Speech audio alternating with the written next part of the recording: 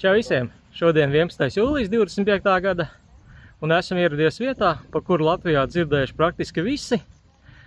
Atrašanos vietu zina daļa, bet pabijuši visticamāk retais.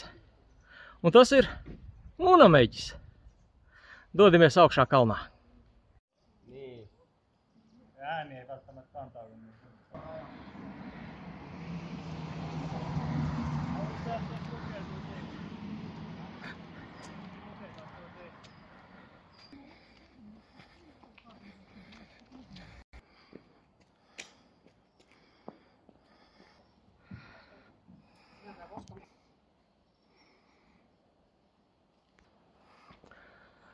Līdzīgi tā kā Latvijā augstākais punkts ir vidzemes augstienē esošais Gaiziņš, tā Igaunijā lielais Munameģis.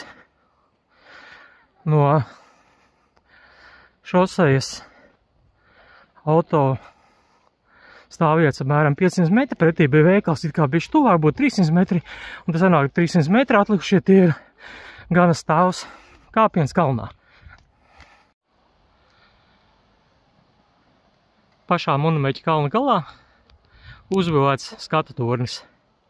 Pirmais zināmais tornis šeit tika uzcelts jau 19. gadsimta pašā sākumā, pēc tam vairākas reizes pārbūvēts, veidots augstāks un augstāks, līdz beidzot 1939. gadā uzcelts dzelzbetona, tā kā betona ķieģeļu kārtīgs, fundamentāls, pamatīgs tornis, kurš kalpo par pamatu mūsdienas tornim. Šis skatu tornis vairākas reizes ir rekonstruēts, un pēdējā reize 2005. gadā ir izbūvēts arī lifts. Nu ko? Aplūkosim apkārtni no lejas vispirms, un tad dosimies augšā.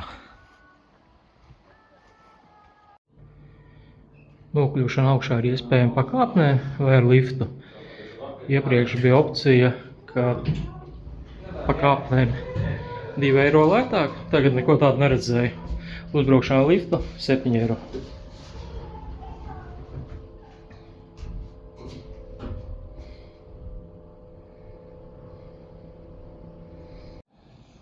Un izkāpjot no lifta, tomēr maz kāpiens vēl.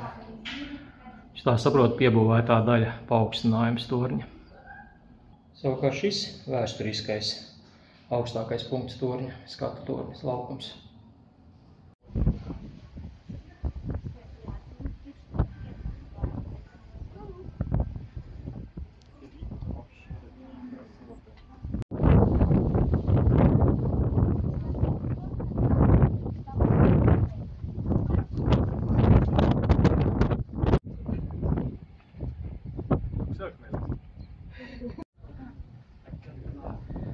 Ainava no torņa pavarās burvīga.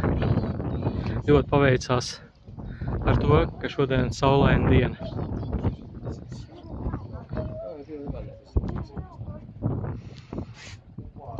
Vienreiz noteikti ir vērts šeit pabraukt.